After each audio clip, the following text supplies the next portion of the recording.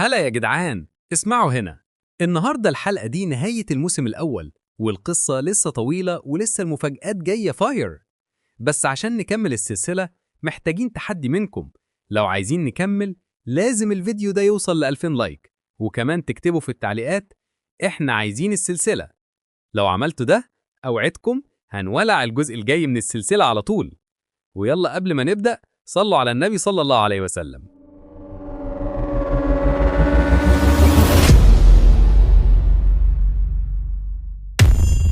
وبنشوف إن كل أفراد السرية الحديدية منهكين من التعب وبدأوا يناموا فوق عربات الترحال. بيبص مو جونج لقائد السرية الحديدية وبيقول في نفسه: حتى كلهم بيناموا دلوقتي، بس الراجل ده بيقلقني، مش قادر أقرب حتى من الأخ الأكبر. أنا بالفعل حاسس بالرعب منه. فجأة بنشوف واحد من الأشخاص بيقول: سمعت بالأخبار؟ بيرد عليه الشخص اللي جنبه: لما رحت السوق الصبح سمعت إن الليلة اللي فاتت اللورد نيونج اللي هو شخصية بارزة في مقاطعة شيسو بعض الأوغاد دهموا بيته وقتلوه هو وكل عيلته. بيقولوا إنها كانت مذبحة. بيقول له: بجد؟ يا لها من ليلة حافلة بالأحداث. الوقت بيمر والمشهد بينتقل لجين والقائد وهم بيتكلموا. بيقول القائد: إذن أنت عرفت؟ بيقول جين: أيوة. بيقول القائد: كانت مذبحة ليهم حتى الأبرياء اللي اشتغلوا عند نيونج وين بينج. بنشوف قائد السرية الحديدية وهو متضايق جدا، وفجأة بيقول: لما يتم اختلاح العشب لو ما انتزعتش كل جذوره بشكل صحيح هيجي الربيع وهتظهر البراعم تاني. لازم تتعلم تقدر حواسك تجاه آلام الآخرين لما يكون حتى أصغر تهديد بإمكانه يصبح خطر على شعبك. فجأة بيقطعه جين وبيقول له: هل دي هي معتقدات السرية الحديدية؟ هل ده نوع السمعة اللي كنت بتحظى بيها؟ فجأة بيرد عليه القائد وبيقول له: مفيش داعي تكون بالشكل ده. في نقطة ما من حياتي مريت بمرحلة كان قلبي بيحترق فيها بالشغف للعدالة زيك تماما، فمش كأني مش فاهمه. بالإضافة لده نيونج وين بينج هو اللي مش بيثق فينا وكان بيخطط يقتلنا الأول. حتى لو كنت بدأت بحقن الدماء مفيش حاجة من ده تهم. أنا في موقف لازم أعطي فيه الأولوية لحياة أتباعي. لو ما ضربتش الأول ساعتها إحنا اللي هنتعرض للضرب. ده أمر مؤسف، بس ده هو الواقع القذر لعالم المريم. في النهاية أنا عندي شعور إنك على دراية بالحقيقة دي. بنشوف جين مو وان وهو متعصب جدا من الكلام ده وبيقول له: لأ، أنا فقط مجرد جبان. الوقت بيمر والأيام والليالي بتتوالى. بيعبروا من خلال الصحراء القاحلة مرورا بالجبال الشاهقة حتى وصولا للسهول الخضراء الشاسعة. وبعد كام يوم من الترحال والسفر الشاق بيوصلوا أخيرا لبلدة عملاقة. فجأة بيقول قائد يونج: أخيراً مقاطعة يونام، ما تخفضوش من دفاعاتكم. فجأة بياخد باله القائد من حاجة وبيبص ناحية الأدغال اللي جنبه. حتى جين بياخد باله من حاجة وبيبص في نفس الاتجاه. فجأة بيبدأ جين يستعد للقتال، وفي أقل من لحظة بتظهر من الغابة دي بنت مصابة بشدة وبتنزف من كل أنحاء جسمها، وهي شايلة شخص تاني وبتصرخ وبتقول: من فضلكم ساعدونا لينجدنا أحد ما. المشهد بينتقل قبل كام يوم من الواقعة دي. بننتقل لسيتشون، وهي مدينة معروفة بجمالها الخلاب، بس كمان معروفة بكونها موطن لواحدة من العائلات الخمسة العظام، عائلة تانج. عائلة تانج مشهورة في البلاد كلها. ده هو المكان اللي بتقيم فيه عشيرة تانج وبيمارسوا فيه فنونهم السامة واغتيالاتهم. وبشكل مبهم كانت عائلة تانج من منحدر الجبل معروفة كمان باسم عائلة تانج من شاسيون، وعائلة تانج الموقرة كمان. بننتقل لتانج جين مون، وهو الراجل الأقرب إنه يكون رجل السم بعد إمبراطور ال10,000 سم أو التجسيد الحي للسم، ابن أخ تانج جين هو ذو ال10,000 سم. بنشوف الساقي تانج جين مون وهو بيقول: مفيش داعي للقلق بشأنها، ما كانش فيه كتير نجهزه في المقام الأول. حسناً، الأوغاد القادرين دول للتحالف السماوي المركزي إزاي يتجرأوا يطلبونا رايح جاي كأننا كلابهم؟ بس بالتفكير في الموضوع لما يتعلق الأمر بمسألة السم مفيش حد أفضل مننا يطلبوه. بيرد عليه السيد وبيقول له: المرة دي طلب التحالف السماوي المركزي لمساعدتنا مش بيريحني تماما. لو حسيت إن الوضع هياخد منحنى خطير اعمل كل اللي يلزم عشان تنسحب من هناك. لازم تعطي الأولوية لحياة شعبنا. اتأكد تعتني بعمك كويس فما عندوش معرفة فيما يتعلق بفنون الدفاع عن النفس. وبنكتشف إنه كان بيوجه كلامه لحفيدته تانج مين ريو، والملقبة كمان بالزهرة الأولى لسهسيون. بترد عليه وبتقول له: حسناً، فهمت، من فضلك ما تقلقش كتير يا رئيس العائلة. بنشوف رئيس العائلة وهو واقف جنبهم وبيقول: حسناً إذن. وبيبص لباقي أفراد العشيرة وبيقول لهم هدعي عشان تحظوا برحلة آمنة. الوقت بيمر والمشهد بينتقل للوقت اللي بدأوا فيه الترحال. منشوف الآنسة ريو وهي بتبص لعمها وبتقول في نفسها حسناً، انت زي عمي بتقوم بدراسة أنواع مختلفة من السم كالمعتاد. يا له من رجل مثابر. بس على أي حال، بخصوص الوضع في مقاطعة يونام، شكل الكل على حافة الهاوية، هحتاج أفضل على أوهبة الاستهداد. لكن في أقل من لحظة بتظهر هجمة ما وبتسحب الحارس اللي جنبها، وفجأة بتصرخ وبتقول إنه كمين اهربوا. وبالفعل بيبدأ الهجوم عليهم كلهم، حتى إن عمها مون وقع من فوق الحصان بتاعه وبيصرخ وبيقول أيها الأوغاد الوقحون، مين يتجرأ يهاجم عائلة تانج من ساشن؟ وفي أقل من لحظة بنلاقي شخص ما بيهجم عليه من الخلف، لكن في ومضة عين بتهجم عليه الأنسة ريو، بتسحقه تماما وبتقدر تقضي عليه، وبتبصله وبتقوله عمي انت كويس؟ احنا محاصرين من كل الاتجاهات، محتاجين نخرج من المكان ده الأول. وبالفعل بيبدأوا ينسحبوا. بنشوف ان الحراس الخاصين بيهم بدأوا يدافعوا عنهم بشراسة، وفجأة بنشوف ان ريو وهي لابسة القناع بتاعها وبتصرخ وبتقول يا عمي استخدمه دلوقتي. وفعلا بنشوف السيد مون وهو بيلبس القناع وبدأ يفتح قنينة ما، وبالفعل بدأ السم ينتشر في كل أنحاء المكان. بنشوف الأنسة ريو وهي بدأت تسيطر على السم ده، وفجأة بتصرخ وبتقول ابعدوا عن الطريق في الحال. وبالفعل بنشوف كل أتباعها وهم بيبعدوا عن طريقها، وبالفعل بنشوف الأنسة ريو بتوجه هجمة جبارة حرفيا ناحيتهم وبتسيبهم بشكل مباشر، وبيحصل انفجار ضخم جدا مدوي في كل أنحاء المكان. لكن بالرغم من إصابتهم بالسم إلا إنهم لسه بيتقدموا ناحيتهم. بنشوف الأنسة ريو هي مستغربة جدا وبتقول في نفسها إيه ده؟ لسه بيطاردونا حتى بعد ما تلقوا ضربة مباشرة من السم ده؟ إنهم بيستخدموا كآلات للقتل وشكلهم مش مهتمين بحياتهم. مين يكونوا بحق الجحيم؟ ففجأة بيظهر واحد من المقاتلين ناحية مون وبيجري عليه وبيقرب منه. بنشوف السيد مون وهو مستغرب جدا وبيقول في نفسه بالرغم من إني معرفش أي فنون دفاع عن النفس، ولكن أيها الوقح لو دخلت نطاق السم بتاعي هيثبت إنه أكتر فتكا من أي نوع من أنواع فنون الدفاع عن النفس. وبالفعل بنشوف السيد مون وهو بيرميه عليه تركيبة من السم الخاصة بيه وبتسيبه بشكل مباشر وبيصرخ وبيقول خد ده أيها الوقح، لسه في المزيد من حيث جده. وبالفعل بنشوف الشخص ده وهو وقع على الأرض وبدأ جسمه بالكامل ينزف دم ويتألم بشدة حتى يلقى حتفه. بنشوف السيد مون واقف متعصب جدا وبدأ يفكر في وضعهم الحالي وبيحسب فرص نجاتهم، وفجأة بتبصله الأنسة ريو وبتتصاعق حرفيا وبتصرخ عليه وبتقوله يا عمي بص وراك. وبالفعل بنشوف مقاتل ضخم جدا واقف ورا سيد مون، وفي أقل من لحظة بيوجه له المقاتل ده هجمة بشكل مباشر وحرفيا بتصيبه وبترميه بعيد من شدة وقوة الهجمة دي. وبنشوف الأنسة ريو وهي بتصرخ عليه وبتقوله يا عمي، وبتقول في نفسها لا كنت متأخرة جدا لقد أصابوا بالفعل، وبتحاول تقضي عليه. لكن في أقل من لحظة بنشوف المقاتل ده وهو بيوجه لها هجمة قوية جدا وبتصيبها بشكل مباشر وبترميها بعيد، وقبل ما يقضي عليها بشكل كامل بنلاقي الحراس الخاصين بيهم وهم بيهجموا عليه.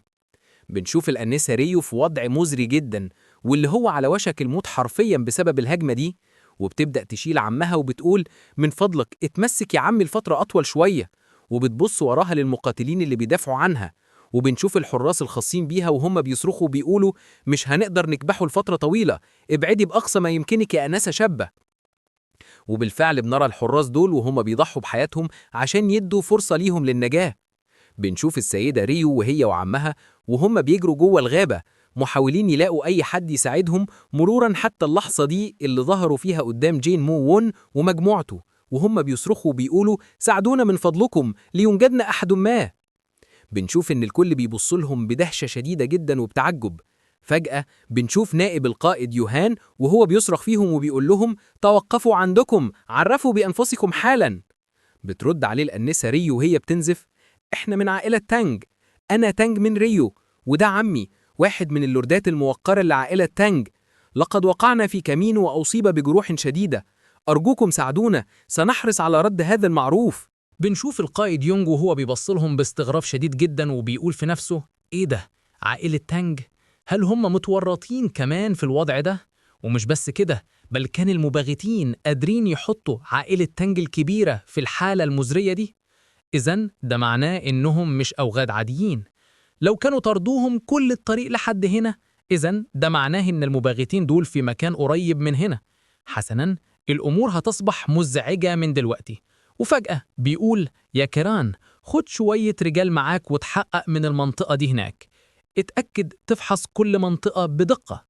بنشوف نائب القائد يوهان وهو بيبص باستغراب جدا وبيقول في نفسه: عائلة تانج مش بس بيردوا المعروف، بل بيردوه 100 ضعف.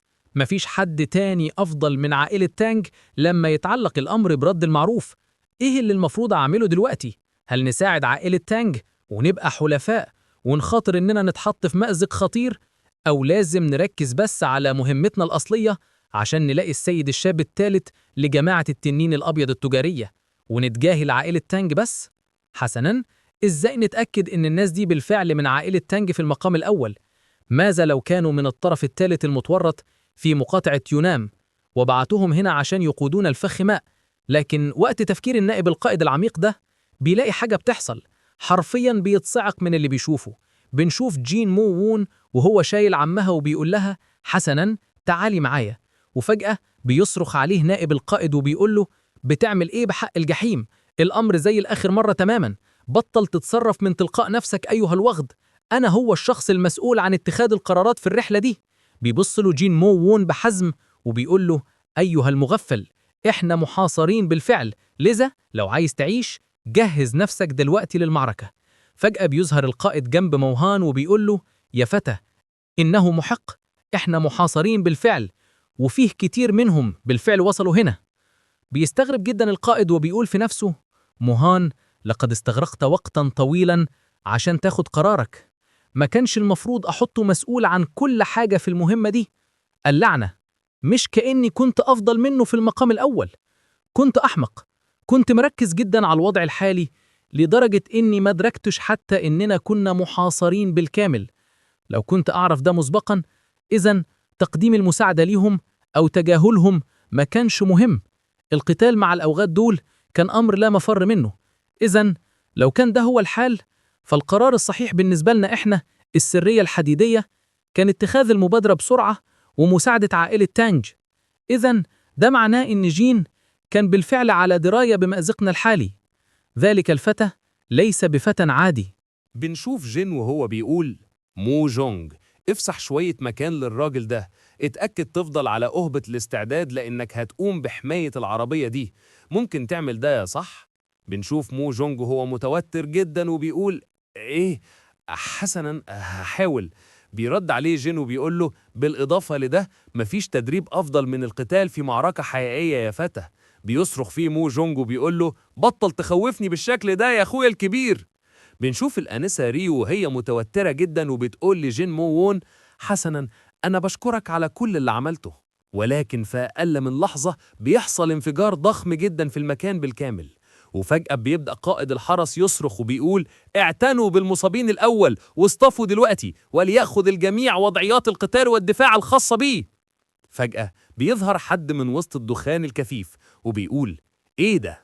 إذا انتوا الأوغاد اللي خدتوا فارستي، بينما بطلب بلطف ليه ما تقوموش بتسفيم الضفادع السامة دي ليا؟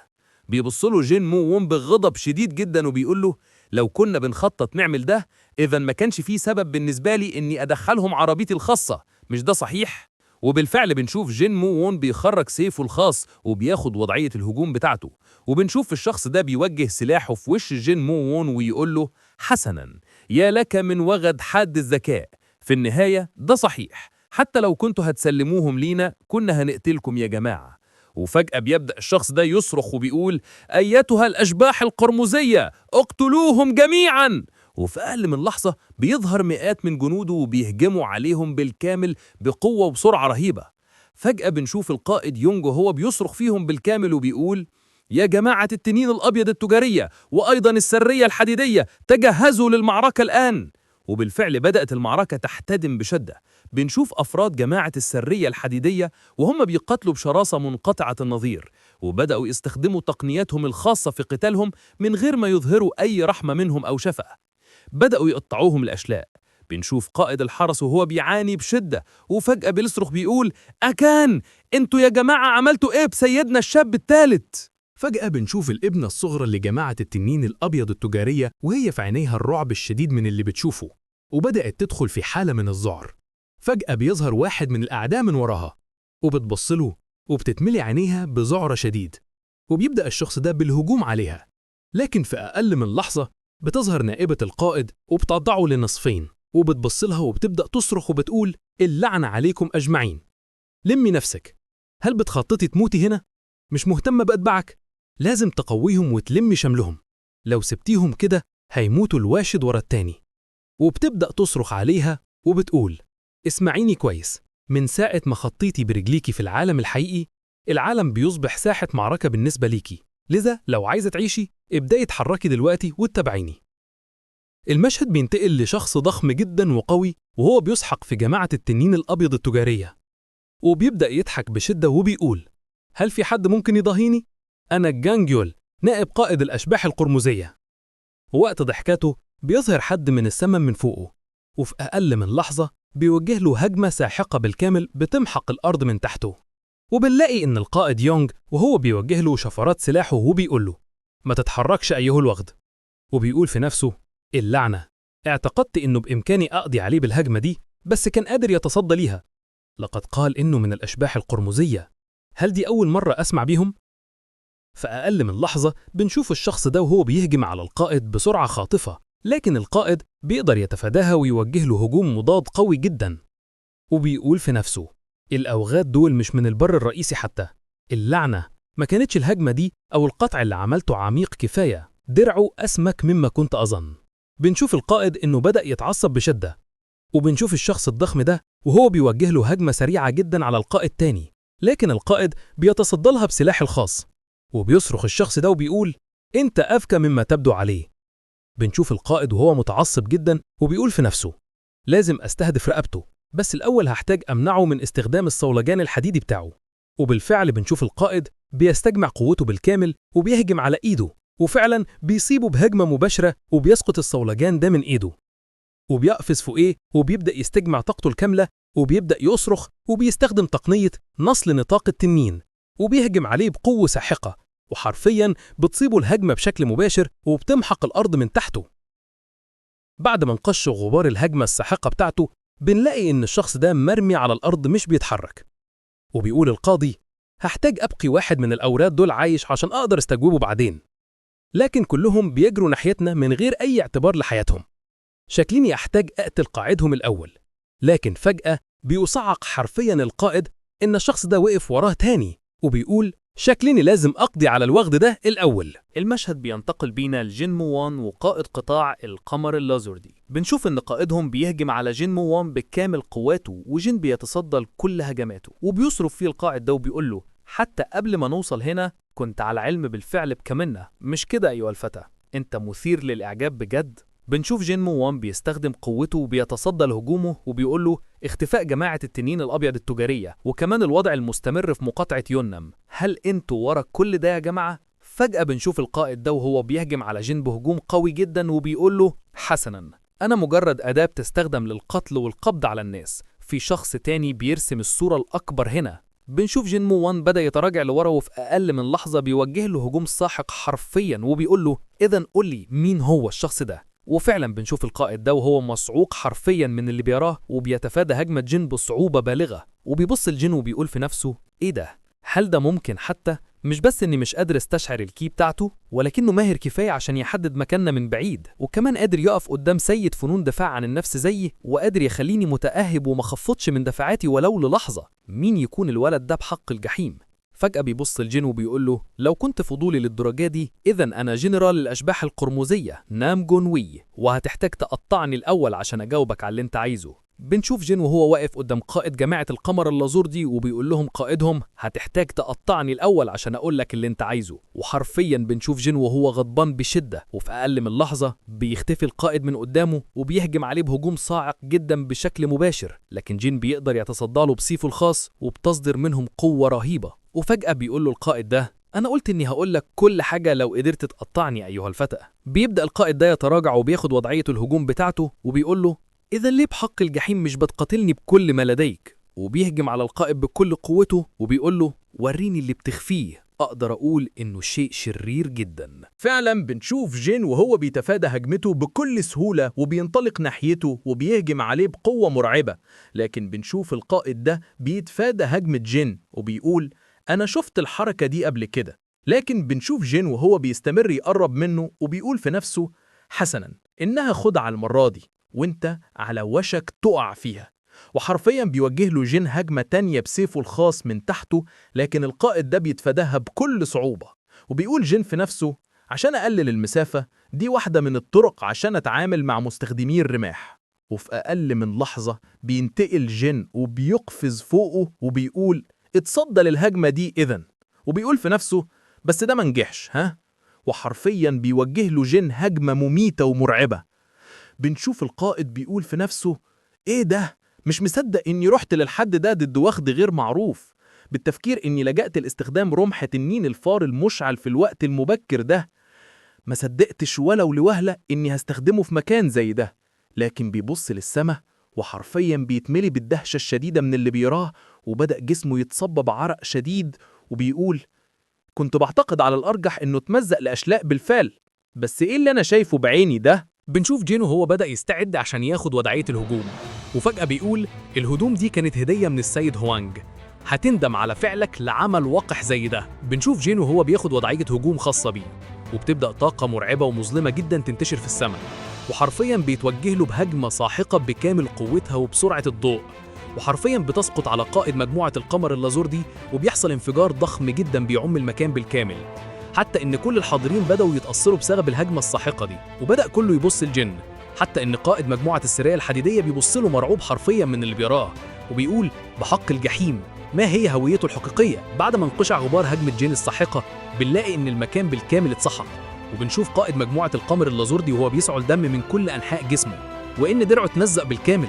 وفجأة بيخلع الدرع اللي لابسه وبيقول انت مين بحق الجحيم ومنين انت؟ بيقف جين قدامه بكل شموخ وبيقول له هتحتاج تقطعني الأول، إذا بطل تتردد وتعالالي، ده لو كانت عندك الجرأة تعمل ده. بنشوف إن السيدة ريو بتتشاهد الوضع من جوه العربية وبتقول في نفسها وهي مصعوقة حرفيا من اللي بتراه مش ممكن أصدق ده، وبتبص لعمها وبتقول له يا عمي شكلنا عندنا شخص لا يصدق بيساعدنا، لذا من فضلك تتمسك لفترة أطول شوية. وبنشوف عمها وهو بيصارع الألم وبينزف دم كتير وهو في وضع مزري جدا. بنشوف مو جانج واقف بره العربية وبيقول اللعنة أنا مرتبك جدا دلوقتي، قلبي بينبض بسرعة كبيرة، لذا من فضلك أتمنى أن محدش يجي هنا، أتمنى ده بالفعل. وفجأة بيبص لواحد من الأعداء وهو واقف، حرفيا بيصعق مو جانج من نظرات الشخص ده وبيقول في نفسه اللعنة هل بيحضك بيا؟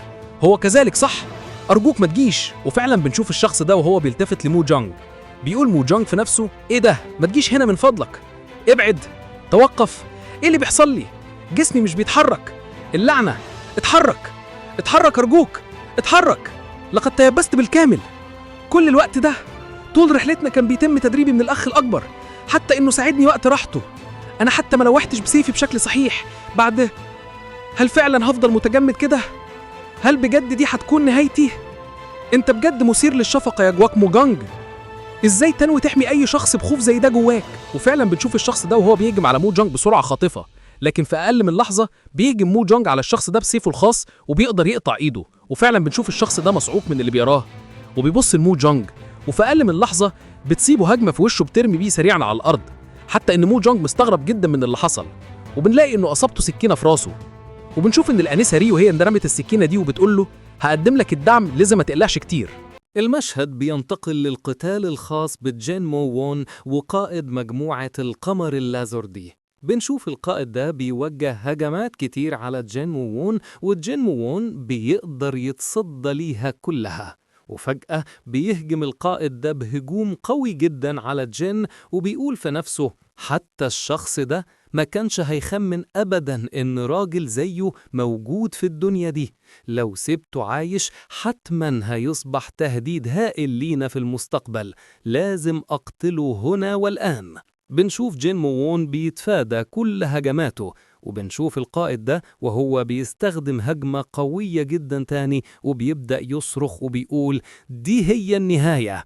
وبيستخدم تقنية تحليق التنين المجنون، وهي أقوى تقنية عنده، وحرفيا بيستخدم طاقة رهيبة في الهجمة دي وبيهجم بشكل مباشر على جين وون. لكن قدام صدمة الكل بيمسك جين وون بالهجمة دي بإيده العارية، وحرفيا بيصعق القائد من اللي عمله جين، وبيقول في نفسه ايه بحق الجحيم، هو قادر يمسك بتحليق التنين المجنون بإيديه الحاريتين؟ لأي مدى هيوصل الشاب ده؟ وفي أقل من لحظة بيكسر جين وون الرمح بتاعه قدام ذهول كل الحاضرين، وفي أقل من لحظة بيقف قدامه بيقول له إذن لأي مدى لازم أقطعك دلوقتي، لازم تبدأ تتكلم، بس اتكلم أيها الوغذ وقول لي كل اللي تعرفه. وفعلا بنشوف القائد وقد ملأ قلبه الرعب من اللي بيحصل معاه وارتسمت الدهشة على عينيه، وفجأة بنشوف القائد ده بدأ يتراجع وجسمه بينزف بالكامل، وبدأ يخاف بشدة من جين وون وبيقول تقصد ايه؟ أنا لسه سيدة فنون قتالية، ازاي ممكن يحصل معايا ده؟ وفجأة بيقع على الأرض وبيصرخ وبيقول انت لسه ما قطعتنيش، دي مش النهاية. لكن في أقل من لحظة بيغرز جين وون رمحه الخاص في كتفه وبيتعصب عليه جدا وبيصرخ وبيقول له التالي هو عنقك، أسرع واتكلم قبل ما أفقد أعصابي. وبنشوف جين وون وهو بيوجه سيفه الخاص ناحية رقبته وبيقول له دي آخر فرصة ليك، اسكت للحظة تانية وهبعتك للعالم الآخر.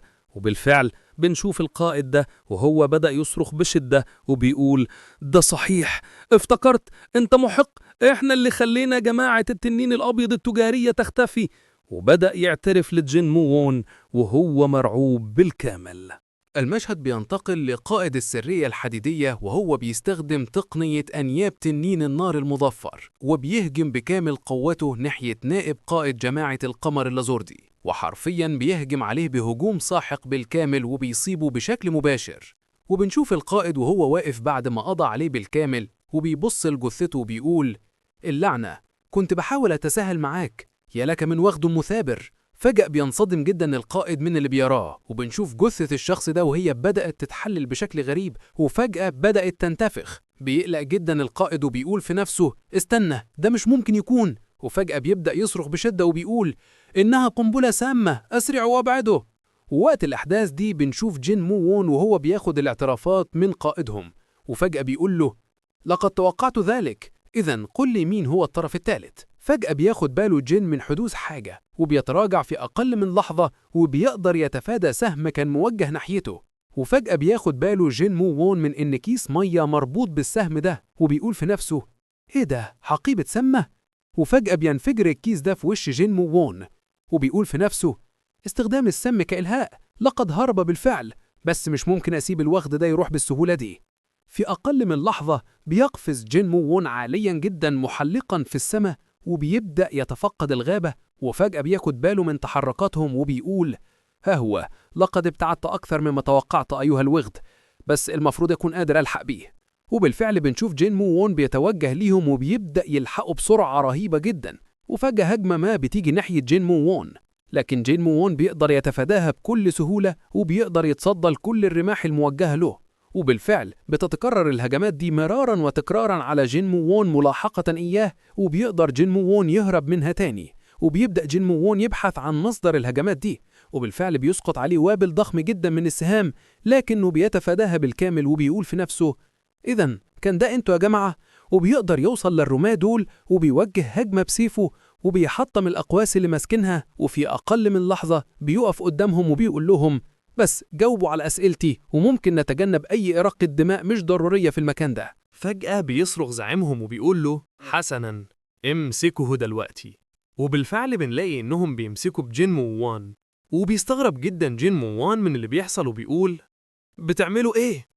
وفجأة بيبدأوا هما الاتنين ينتفخوا بشدة، وبيقول واحد من الحراس حسناً، دي هي بداية النهاية من أجل المجد. وفي أقل من لحظة بينفجروا هما الاتنين، لكن جين قدر يهرب منهم في لحظته الأخيرة.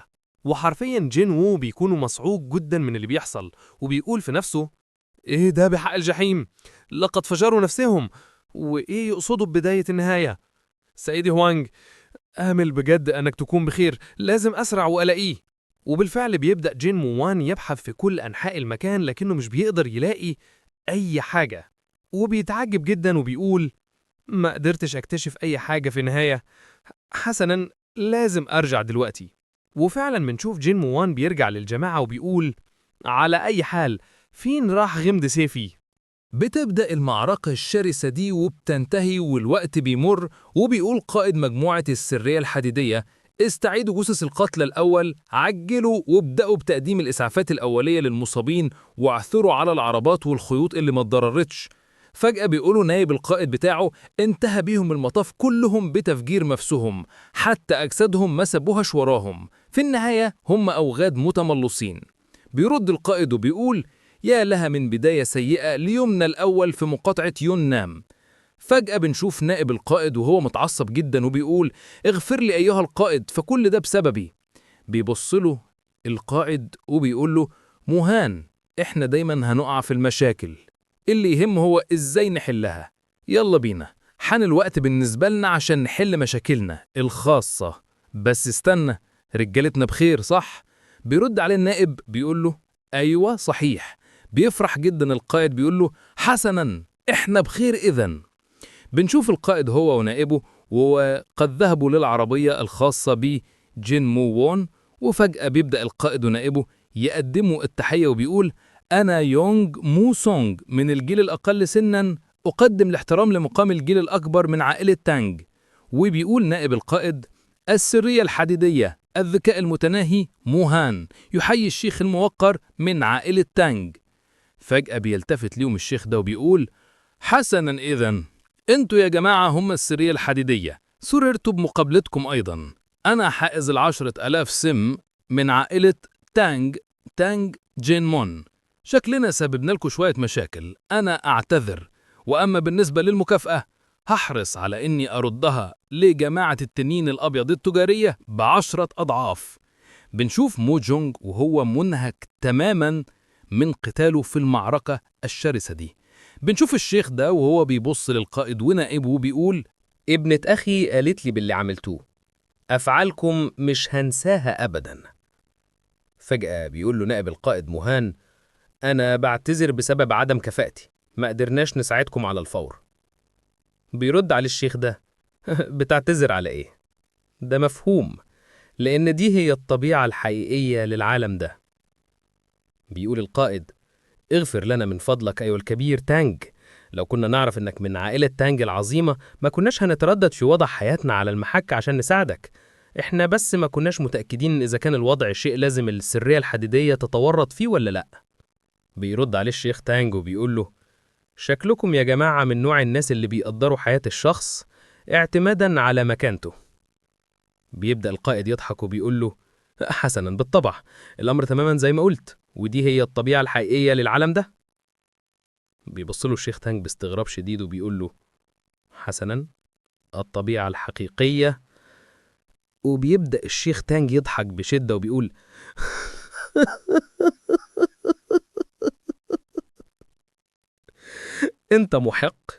انت محق تماما، دي هي الطريقة اللي بيعمل بيها العالم ده. شكلي أنا تانج جين مون اتعلمت درس قيم منك النهاردة، بشكرك على الدرس، مش هنسى ده كمان. بس مع ذلك ما تتوقعش أي حاجة في المقابل، بما إننا لازم نلتزم دايما بالطبيعة الحقيقية للعالم ده. مش ده صحيح؟ بيبدأ القائد يضحك وبيقول مجرد حقيقة إنك مش متضايق هتكون كافية كدفعة. بيبدأ الشيخ تانج يضحك وبيقول له حسنا، ودلوقتي بسبب إصاباتي الداخلية هتوقف هنا النهاردة.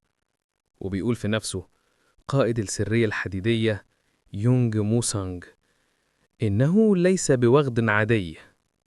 فعلا بنشوف القائد ونايبه وهم بيستأذنوا وبيمشوا من المكان. بنشوف الشيخ تانج وهو بيبص لمو جونغ وبيقول له شكرا لمساعدتك أيها الحارس الصغير، أنا على وشك أطهر المنطقة دي من السم، لذا قبل ما الموضوع يبقى خطير جدا يمكن لازم تروح ترتاح في مكان تاني. وبيبص لابنة أخيه وبيقول لها ما تقلقيش، أنا بخير، بسبب علاجك قدرت أتجنب أي إصابة قاتلة.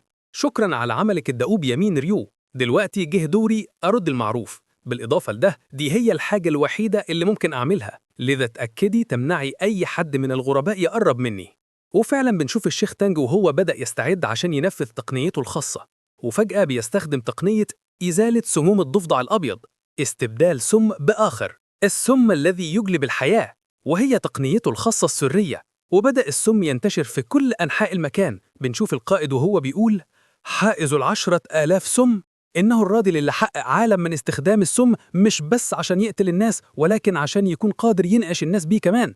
أقدر أشوف ليه بيعتبروا سيد السم دلوقتي.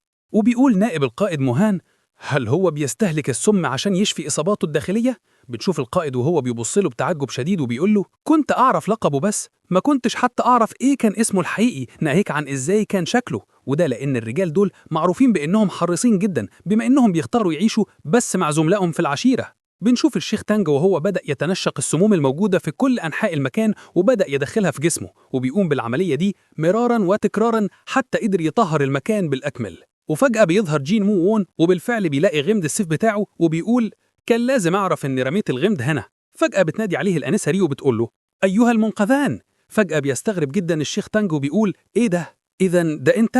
شكرا لمساعدتك، أنا تانج جين مون. وبتقول له الأنسة ريو: أنا سعيدة إنك بخير كمان. بيبص ليهم جين وبيقول لهم: حسنا، أنا اسمي جين، أي شخص كان هيعمل المثل لو كان مكاني. بيرد عليه الشيخ تانج وبيقول له: كنت بخطط أروح أقابلك بس أنت جيت لي بدلا من ده، أنا لسه مخلص توزيع كيس سم جوايا عشان كده مش قادر أتحرك مؤقتا، لذا برجوك ما تشعرش بالإهانة لعدم إظهار امتناني بشكل مناسب ليك. بيبص له جين وبيقول له: أتفهم ذلك، إزاي إصابتك دلوقتي؟ بيرد عليه الشيخ تانج وبيقول له: قدرت أتحسن بفضلك مع شرف حائز 10,000 سم على المحك. أنا تانج جين مون، هرد لك معروفك بكل تأكيد. وبيبدأوا يتبادلوا أطراف الحديث. بنشوف القائد هو ونايبه وهم بيبصوا ليهم. بيقول القائد في نفسه: جين، من دلوقتي رايح عالمي المرم لأ، بل كل شخص في العالم ده هيتكلم عنك قريب. هوب، وصلنا لنهاية الموسم الأول.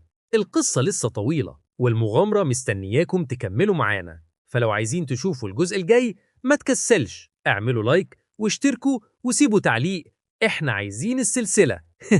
لو وصلنا الفيديو ده ل2000 لايك هنعرف انكم معانا ونكمل على طول، ولو الدعم اتأخر ممكن نأخر تنزيل الحلقات الجديدة شوية، يعني استمرار السلسلة بيعتمد عليكم. استنوا الجاية، واللي هيحصل بعد كده هيولع نار. وصلوا على النبي صلى الله عليه وسلم.